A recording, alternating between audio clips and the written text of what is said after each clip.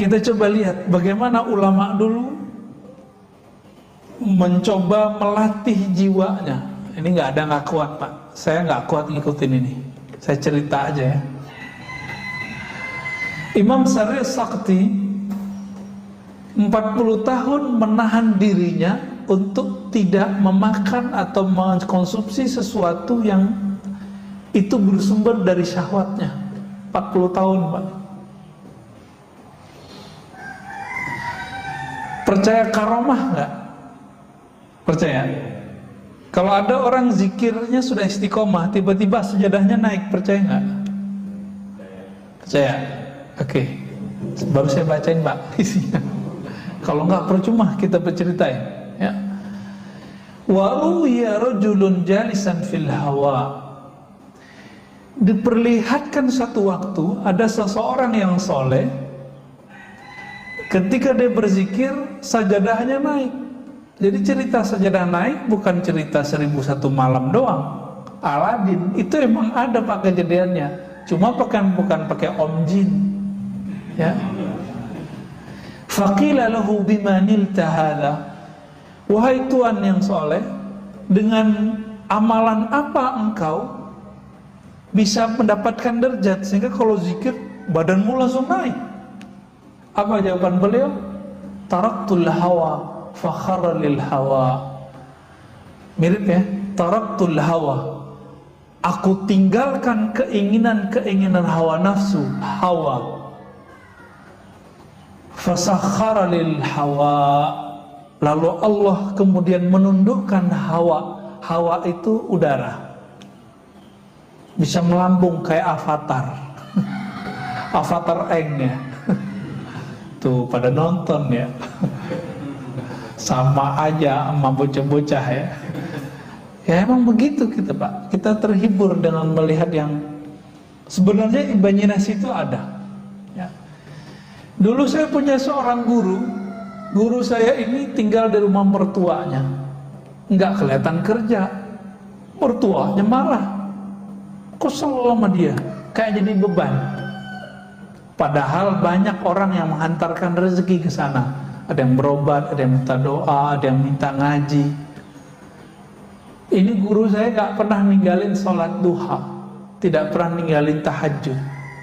Setiap hari sholat tasbih. Ada yang setiap hari Pak sholat tasbih? Bawa tasbih aja enggak. Zikir pagi sore aja boro-boro. Ini tiap hari deh. Saya pernah ngikutin beliau waktu masih umur 12-13 tahun, sholat semalam 100 rakaat Pak, saya pernah ngikutin 100 rakaat. Untung ayatnya kuliah kulhu Pak, kalau enggak gempor juga kita ya. Di saat mertuanya bersuuzon, biasa orang kalau sudah umur agak tua kan kalau malam-malam bangun, jam 2 dia bangun mau buang air kecil. Rumahnya rumah panggung, mau turun. Karena tempat zikir itu nggak ada bisa di kamar, dia zikir di belakang ruang tamu.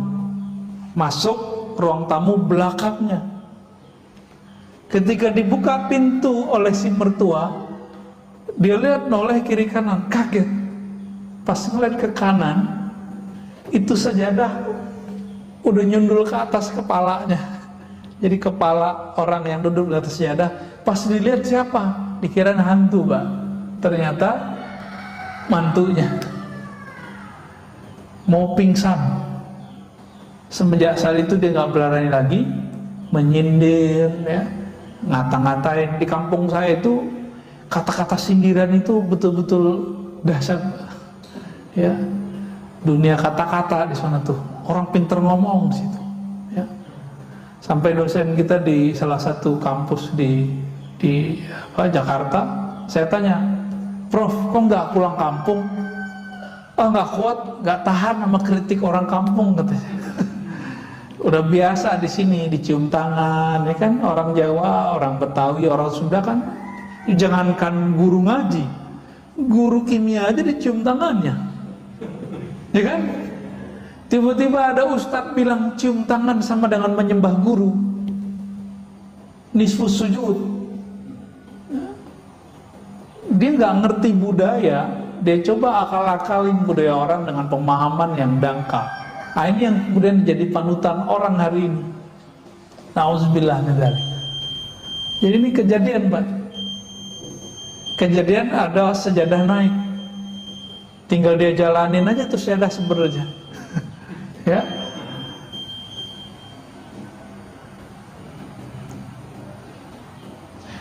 Jadi ibadah paling tinggi apa? Bukan banyak sholat, Pak. Apa ibadah paling tinggi? Zikir gak juga. Ibadah paling tinggi melawan hawa nafsu. Itu ibadah paling tinggi.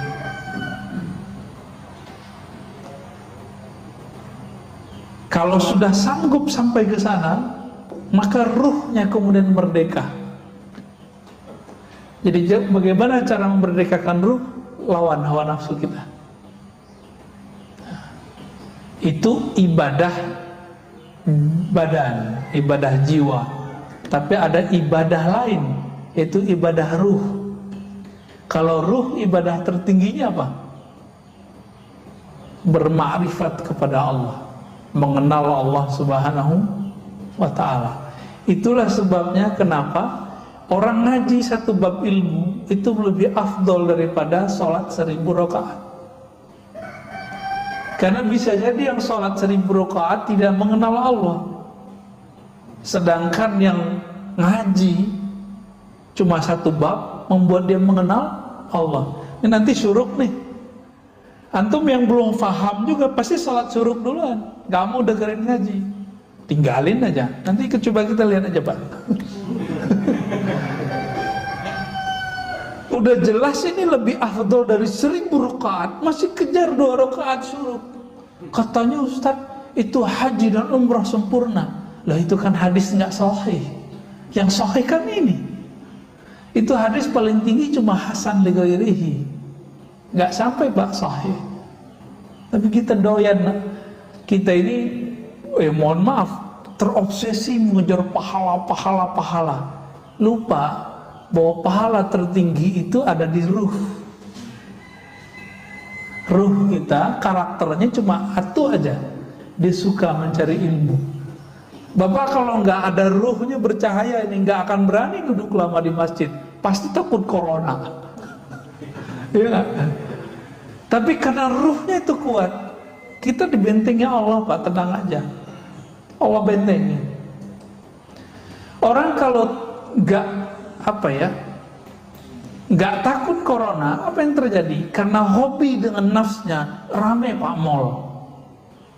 Malam tadi saya kan belum sempat tidur kecuali di mobil nih tadi, karena ada yang nganter pulang. Tahu-tahu udah nyampe aja di rumah jam 3:30 ya. Jam 2:30 kita jalan dari Jakarta Timur dekat Bekasi, nyampe di rumah 3:30. Ya, itu aja tidurnya tadi tuh 1 jam ya, 1 jam kurang malah. Ketika saya tidak mengikuti gerakan ruh, saya malas loh Pak kesini. Kenapa? Mendingan tidur. Ya. Saat kita jalan malam-malam itu, orang masih ramai Pak di luar. Nggak ada orang takut corona hari ini. Orang takut karena tidak keluar, dia tidak bahagia. Jadi kehendak nafs aja bisa mengalahkan takut corona. Masa kehendak ruh kalah? Tapi ya buktinya begitulah ya. Cuma ya masjid kita jangan penuh-penuh amat, ntar jadi ramai juga Pak. Udah begini-gini aja udah. Ya segitu-gitu udah cukup lah, alhamdulillah. Apa kata Imam Ibrahim Al-Khawas? Man taraka syahwatan falam yajid samarata tarkiha fi qalbihi fahuwa kadhib. Orang yang mencoba meninggalkan salah satu kehendak nafsunya, tapi tidak ada efek rasa manis di dalam jiwanya, berarti dia masih belum sungguh-sungguh. Fahuwa kadzib. Contohnya nih, puasa terasa lelah, terasa jadi beban, berarti puasanya belum sungguh-sungguh. Kapan puasa terasa nikmat? Kalau sudah sungguh-sungguh. Ini Allah kenapa Pak kasih kita amalan puasa? Karena kalau nggak dikasih puasa, satu teguk pertama waktu berbuka itu nggak akan pernah kita ingat. Jadi supaya kita menghargai satu teguk itu, Allah suruh kita berpuasa dari terbit fajar sampai terbenam matahari.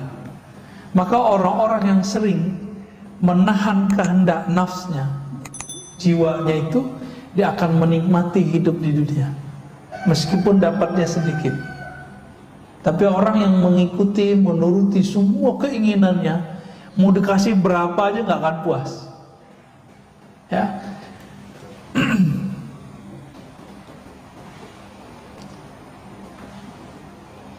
Maka beliau mengatakan, ya, khalif nafsaka fi hawaha, maka berselisihilah dengan jiwamu sebagaimana dulu, ya, para nabi menyelisihi jiwanya. Jika tidak, maka seperti moyang kita, Nabi Adam itu tertarik mencicipi buah larangan itu kan karena hawa, bukan Siti Hawa, ya, hawa besar. Jadi nggak usah disalahkan Hawa. Itu Nabi Adamnya penasaran gitu. Tapi itu semua skenario, ya. Skenario kenapa? Sebelum itu terjadi, Allah sudah ngomong, Allah sudah sounding kepada malaikat. Hai para malaikat, aku hendak menjadikan khalifah di muka bumi. Lalu dibuatlah skenario perseteruan antara setan, iblis dengan Nabi Adam. Jadi kita nggak perlu menyalahkan Nabi Adam seperti yang terjadi dalam agama-agama lain, ya. Gak usah Pak, santai aja kita, ya. Kalau nggak begitu kita nggak akan tahu masjid hari ini, ya. Kalau nggak begitu kita nggak tahu apa nikmatnya tahajud. Nikmat nggak tahajud? Nikmat. Nah kalau yang udah ngerasain nikmat tahajud, berarti udah berhasil meninggalkan nikmatnya tidur, syahwatnya tidur. Kurangi syahwatnya tidur, rasakan nikmatnya tahajud. Kurangi syahwat makan, rasakan nikmatnya makan. Ya. Kalau zikir itu enaknya mata dipejamkan atau dibuka? Dipejamkan. Dibuka apa dipejamkan? Dipejamkan. Kenapa? Semakin saya membuka, maka terganggunya banyak Pak. Nah, untuk menikmati pandangan batin, tutup mata sejenak. Gitu caranya, tekniknya, ya. Banyak teknik-teknik dalam berzikir. Nah, di sini sangat banyak butuh beliau, ya. Dan beberapa sudah saya sebutkan tadi. Dan beliau tutup dengan ayat, ya Tuhan nafsul mutmainnah. Surat apa itu? Surah Al-Fajr bagian akhir. Wahai jiwa yang tenang, irji'i ila rabbiki radiyatan mardiyah. Langsung dapat undangan dari Allah. Pulanglah kamu ke sisi Rabbmu dengan rasa ridha dan diridhoi meskipun masih di dunia. Mereka yang disebut wali Pak. Jadi wali Allah itu minimal dia radiyah mardiyah. Fadkhuli fi ibadi, lalu masuklah kamu ke dalam daftar hamba-hambaku. Maka wali-wali itu dia didaftarkan namanya di langit, ya. Itulah sebabnya wali-wali itu nggak pernah kesepian walaupun terlihat sendiri, ya. Wadkhuli jannati, masuklah ke dalam surgaku, ya. Coba kan Nabi mengatakan, Allah Ta'ala menciptakan neraka, surga. Lalu Jibril disuruh melihat surga, lihat neraka. Lalu Allah bertanya, basa-basi, Jibril, menurutmu surga gimana? Apa kata Jibril? Hadis ini sahih, ada di riwayat Imam Nasai. Ya Rabb, seandainya orang tahu apa isi surga, maka tidak ada yang akan lari darinya, pasti mengejar surga. Ditanya lagi, kalau neraka gimana? Maka pergi dia ngeliat neraka, balik. Ya Rabb, seandainya orang tahu isi neraka, maka tidak akan ada yang berani mendekatinya. Lalu Allah ciptakan pada surga dikelilingi dengan hal-hal yang tidak disukai oleh jiwa kita, nafsu kita, disebut makarih. Wa huffatil jannatu bil makarih. Maka surga Allah balut dengan hal-hal yang tidak disukai oleh hawa nafsu. Wa huffatin nar bisyahawat. Lalu Allah balut, Allah hiasi neraka itu dengan syahwat-syahwat, keinginan-keinginan rendahan.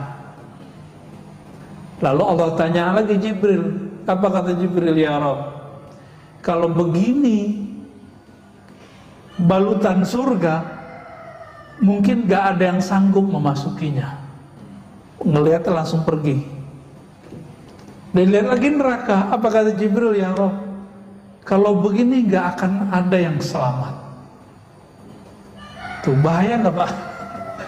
Jadi kalau bukanlah karena rahmat Allah pada diri kita, kita nggak selamat. Jadi walaupun kita sekarang taat atau apapun, jangan pernah merasa diri kita yang taat. Semuanya rahmat dari Allah. Bisa keluar dari maksiat itu karena rahmat bukan? Atau karena kita hebat? Saya yakin bukan karena kita hebat Pak. Sehebat-hebat orang, sehebat-hebat Barsisa, Barsisa itu tadi sama. Itu zikir ngawang deh. Karena saking terkenalnya si Barsisa ini, maka datanglah banyak jamaah. Udah gak muat kata Barsisa, ente duduk di atas. Dulu belum ada lantai 2. Di atas itu maksudnya apa? Berlapis-lapis Pak. 1, 2, 3 sampai kemudian ke bagian yang tinggi. Apakah dia waliullah? Belum tentu. Kenapa? Karena dia merasa begitu, merasa taat dengan riyadhahnya, latihan-latihan dirinya, maka dia tidak jadi kekasih Allah. Kalau dia kekasih Allah, pasti Allah selamatkan ketika maksiat. Terjebak maksiat nggak Barsisa? Terjebak. Kita ini kan tidak ada yang terjamin nanti nggak maksiat, benar kan? Maka mintalah rahmat Allah. Maka Nabi berdoa, nih silakan diamalkan doa ini Pak. Allahumma rahamni bitarkil ma'asi. Ya Allah, rahmati aku, sayangi aku dengan meninggalkan maksiat. Setiap hari sekali dia baca doa ini.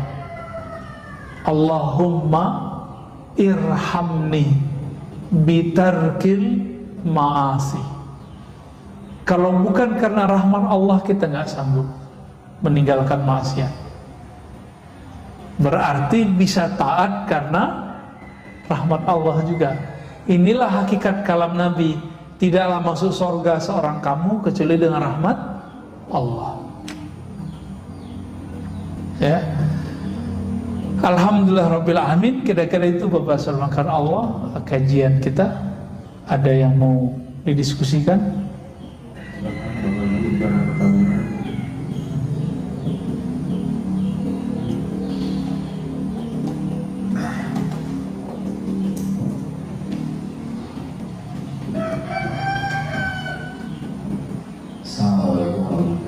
Assalamualaikum. Kan ada istilah yang tahu bagi dan biasanya sendiri.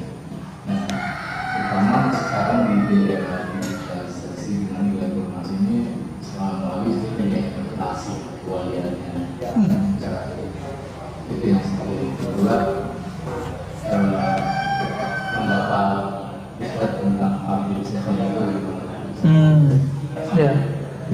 Ini pertanyaannya berat ini ya. Wali tidak mengetahui kecuali wali. Ini kita bagi dulu Pak. Jadi wali itu boleh dibagi 3 dalam hal dikenal atau tidak dikenal. Pertama, paling rendah, wali yang dia tidak tahu kalau dirinya wali. Inilah perdebatan Imam Ibn Furaq dengan Qushairi, muridnya. Muridnya ternyata lebih tinggi daripada dia. Kadang muridnya bertasawuf. Karena untuk mencapai mukhalafatun nafs itu butuh seorang guru. Imam Qushairi punya mentor, guru, mursyid yang membantu dia untuk melatih jiwanya. Gitu. Ibn Furaq ngotot, wali nggak tahu dirinya wali. Itu maksudnya dia sendiri. Dia nggak tahu kalau dirinya adalah seorang wali. Qushairi ngotot, bukan wahai Tuan Guru, wali tahu dirinya wali. Itu dirinya sendiri juga. Ya. Masya Allah canggih amat di print segala ya. Baik. Yang kedua, wali yang sesama wali saling mengetahui. Itu yang antum tanyain tadi. Jadi sesama wali tahu, sesama jawara tahu ini jawara ini bukan ya. Sesama ahli keilmuan mengerti orang yang diajak ngomong ini ahli ilmu gitu. Maka wali juga sama. Wali ini kan ukurannya bukan pada penampilan, tapi pada ma'rifatullah. Dia kenal Allah seberapa. Karena wali itu diartikan kekasih Allah. Ya kalau bahasa ininya pacarnya Allah, kita kira begitulah. Tapi kan Allah nggak pacaran Pak. Ini bahasa biar mudah aja ya. Orang kalau udah sayang dengan sesuatu, dia akan mengenal seluk-beluknya. Si wali itu sangat mengenal nama dan sifat Allah dan seluk-beluk seputar nama dan sifat Allah. Maka disebutlah dia wali. Jadi bukan karena keramat, ya, bukan karena banyak jamaah, bukan karena air doanya mustajab, bukan. Tapi karena dia mengenal nama dan sifat Allah Subhanahu wa ta'ala.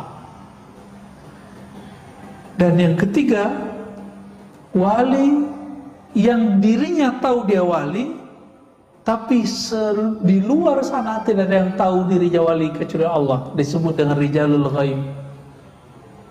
Rijalul ghaib, udah rijal ghaib dia. Nah, wali-wali ini kalau ketahuan dia minta mati. Jadi kalau ada wali itu baru muncul mati, yaitu mungkin dia rijalul ghaib kali. Ya. Biasanya rijalul ghaib ini gak punya murid. Gak ada muridnya Pak. Ya, urusan kalbunya dengan Allah Subhanahu wa ta'ala. Nah, bagaimana dengan ekspos kewalian hari ini? Gak ada ekspos kewalian. Ya, ya gak ada. Kalau ada orang ekspos wali, ya wali murid kali ya.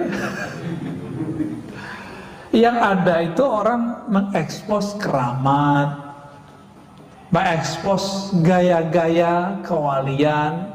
Bukan, wali gimana mau eksposnya? Wali itu urusan hamba dengan Allah. Maka eksposnya hanya bisa kepada orang-orang yang mengenal Allah. Emang di YouTube siapa yang mengerti ini wali nggak wali? Yang nonton YouTube macam-macam, ya. Mau ada 1000 orang bilang, oh kita ini wali. Kalau Allah bilang enggak masuk. Walaupun ada 1 miliar orang tidak mengatakan kita wali, tapi Allah bilang, kamu waliku. Jadi wali Pak. Jadi itu bukan urusan jamaah. Dan wali tidak pernah diangkat oleh jamaah Pak. Kecuali wali murid ya. Wali kelas, itu SK-nya dari kepala sekolah tuh. Wali kota ya. Wali apa lagi Pak? Wali santri, sama ya. Wali nikah, wah asik juga tuh. Baik. Bagaimana dengan Habib Syekhon ya? Habib Syekhon itu Nah, jadi teman-teman, wali ini ada yang mencapai kewaliannya dengan cara suluk, thariqah. Berlatih, Allah angkat. Ini suluk namanya. Nah, orang begini biasanya jadi kiai mursyid. Tidak semua mursyid wali, Bapak ya. Kalau Habib Syaikhan itu masuknya ke majzu. Nah, itu thariqah kedua. Jadi diangkat jadi wali karena Allah yang mengambilnya. Jadi dia ditarik, maka disebut majzu. Nyampe di Jawa majdub. Ya, yang benar majzu, ya, pakai za. Ditarik oleh Allah. Nah, orang-orang majzub ini setiap saat Allah memandang kalbunya dengan cinta. Dan orang ini kalau sudah begitu, maka muncullah kegirangan di kalbunya. Di saat itulah terjadi keanehan-keanehan. Tergantung nanti karakter nafsiyahnya gimana dulu. Barangkali Habib Syaikhan maksudnya. Jadi jangan antum bilang beliau Habib gila, jangan. Itu buruk adab tuh. Yang bilang dia gila, saya khawatir keturunannya ada gila. Karena menyakiti seorang wali. Hati-hati ya. Itu Habib Syaikhan. Sama dengan Habib Ja'far Allah yarham, sudah meninggal, Al-Kaf ya. Benar, Al-Kaf ya. Itu sama, masuk ke sana tuh. Dikasih panggung lagi sama teman-teman kita santri ya. Itu nggak jelas tuh, Fatihah, itu aja nggak jelas. Tapi bagi dia tuh jelas, bagi kita nggak jelas.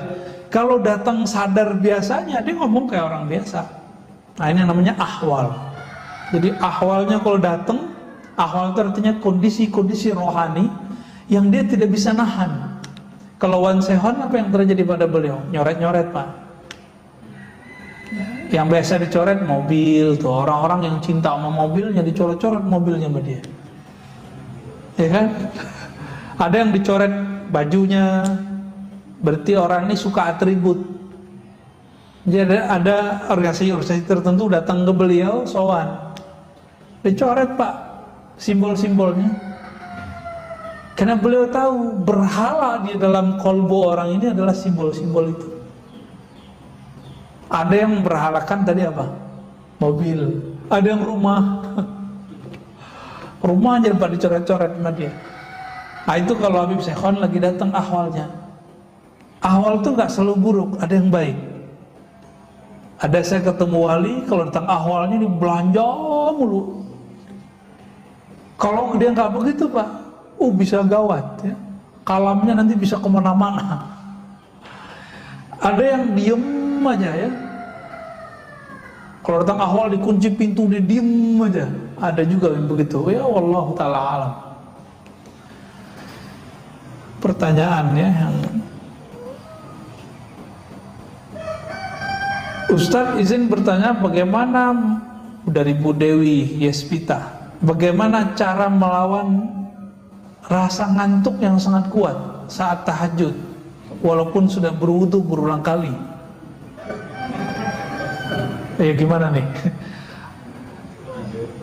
Tidurnya lebih awal.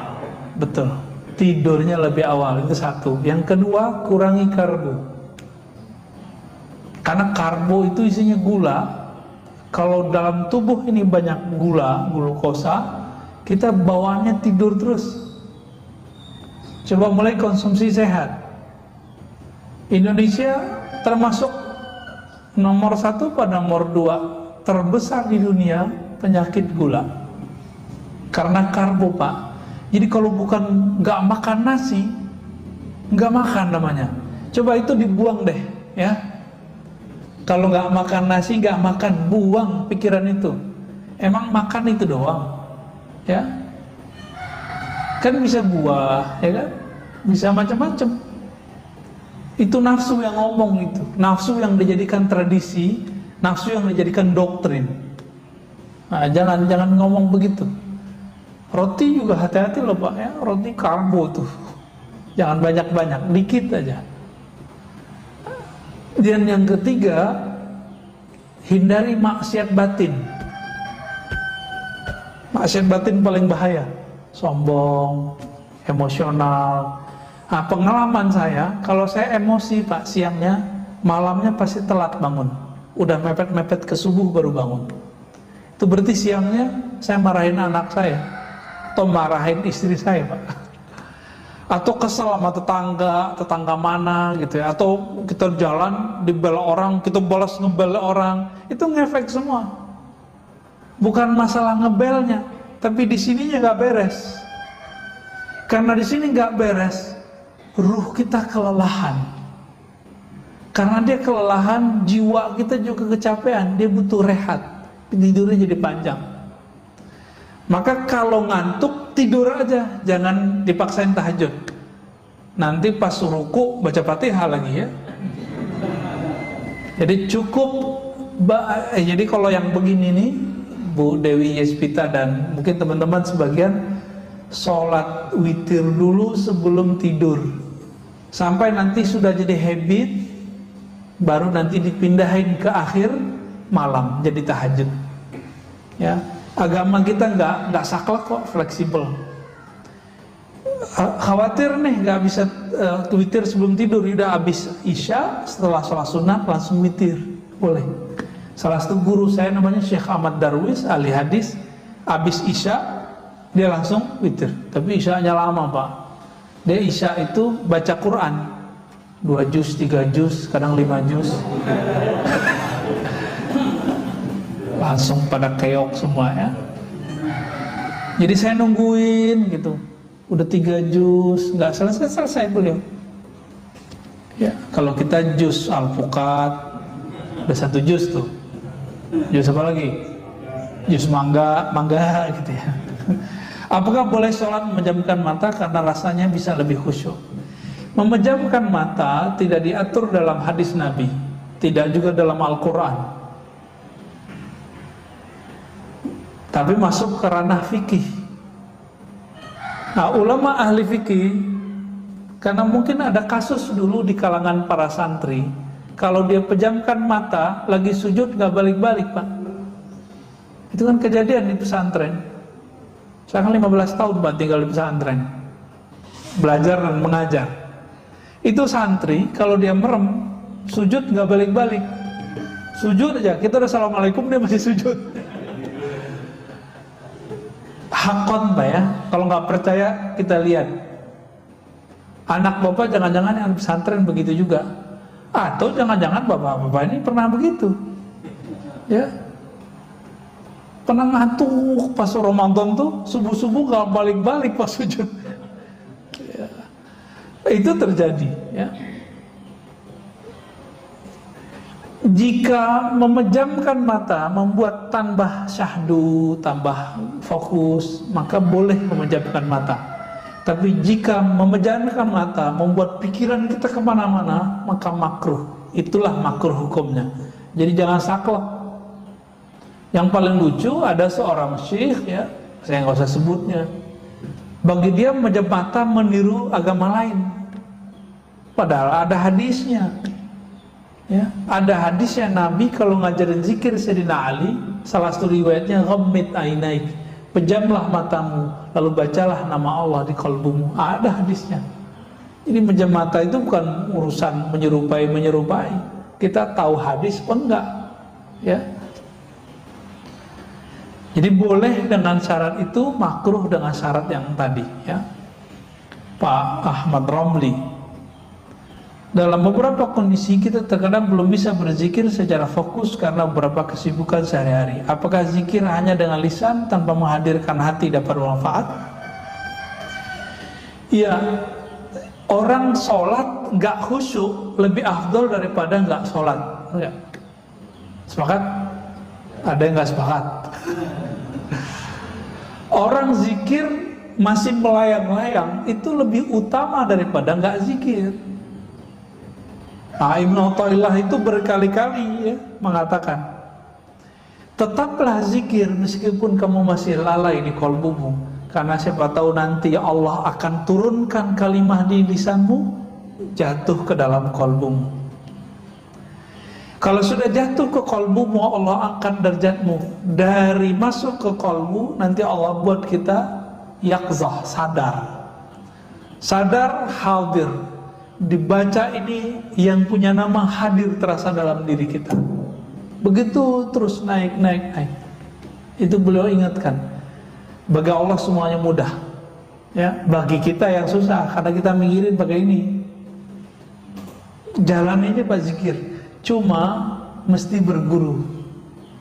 Ya, kalau nggak berguru saya nggak jamin bener Pak. Takutnya setan nanti yang membimbing. Kita baca Fatihah aja ada gurunya. Baca Iqra ada guru juga, tilawati, qiraati. Nanti tamyiz ini terjemahan sama ustadz kita nanti ada gurunya. Masa untuk urusan alam rohani gak ada gurunya? Sombong amat. Ini yang paling lucu, paling repot. Udah kiai, udah profesor di kampus, kiai di pesantren, nggak mau punya mursyid. Bagi dia cukup saya baca kitab. Sombong ente. Ya. Imam Ghazali, selevel Imam Ghazali itu masih butuh mursyid Pak. Siapa nama mursyidnya? Abu Ali Al-Farmadi, untuk mengajarkan beliau cara berzikir kepada Allah. Padahal teknik zikir dia tahu semua. Cuma teknik ini dia nggak tahu porsinya gimana, bagaimana cara penerapannya. Ketika ketemu Imam Abu Ali Al-Farmadi baru dia tahu caranya. 10 tahun dia berlatih dengan Imam Abu Ali Al-Farmadi. Selevel Ghazali loh. Siapa hari ini profesor yang sehebat Ghazali? Ya. Kata orang kan saya doktor nih, karena didaulat di kampus jadi doktor, diresmikan. Tapi sampai sekarang secuil kuku Ghazali pun saya belum Pak. Potong nih rambut Ghazali belum sampai saya pada ke makom itu. Saking mulianya ilmu Imam Ghazali itu. Ya. Tapi hari ini orang banyak su'ul adab kepada beliau. Cuma karena Imam Ghazali itu menukil beberapa hadis yang dhaif dan tidak sahih dalam Ihya, itu Imam Ghazali dikecengin. Ya, berani Pak, anak-anak muda baru tamat S1, baru gelar LC, SAG, sarjana alam gaib, ya. LC langsung ceramah, MA, doktor mending. Itu berani hari ini ngata-ngatain seorang Imam Ghazali. Dia nggak ngaca deh. Dia cuma ngikutin kata seorang fulan yang meneliti kitab Ghazali, dia kemudian ikut mengata-ngatai Imam Ghazali. Dia sendiri nggak meneliti kok. Saya 2006 masih S1 itu meneliti kitab Imam Ghazali itu. Ternyata nggak seperti yang diceritakan orang. Pas dia teliti, nggak nyampe 100 hadis palsunya, nggak nyampe 50 bahkan, ada sumbernya semua. Cuma si pengarang-pengarang setelah beliau nggak ketemu riwayat itu, ketemulah 300 hadis tidak ada sumber. Pengarang Imam Iraqi, Imam Subki, tapi belakangan kan enggak. Ya. Jadi tetap zikir lisan meskipun tidak hadir hatinya. Coba cari guru nanti bimbing antum insya Allah. Terakhir, apakah masuk surga, masuk neraka itu takdir mubram? Mubram itu takdir yang tidak bisa dirubah. Enggak. Masuk surga, masuk neraka itu takdir mu'allaq, masih digantung oleh Allah, kehendak Allah. Tapi ingat, Allah punya hak yang unlimited, namanya jaiz. Kita kalau belajar sifat Allah ada yang wajib, ada yang mustahil, ada satu lagi Pak jaiz. Jaiz ini meliputi semua nama-nama dan sifat Allah. Jadi Allah tidak ada yang boleh mensetirnya. Allah itu bebas. Nah, maka dikatakan dalam hadis yang Ibnu Mas'ud, ada orang beramal seperti amal ahli surga, tapi telah ditetapkan di sisi Allah dia beramal dengan ahli neraka, mati masuk neraka. Ibnu Daqiq Al-Id menemukan apa sebabnya, urusan kolbu. Jadi dia taat baru di zahirnya, belum taat sampai ke dalam kolbunya. Nah, kita meminta kepada Allah Semoga kita yang hadir pagi ini, yang mengikuti kajian ini, baik dekat ataupun jauh, termasuk orang-orang yang mampu mengendalikan hawa nafsu kita dan mendapatkan rahmat dari Allah. Pendosakah kita, taatkah kita? Semoga rahmat itu selalu bersamai. Amin ya rabbal alamin. Wassallallahu ala nabiyina Muhammad, subhanakallahumma wa bihamdika asyhadu an la ilaha illa anta astaghfiruka wa atubu ilaik.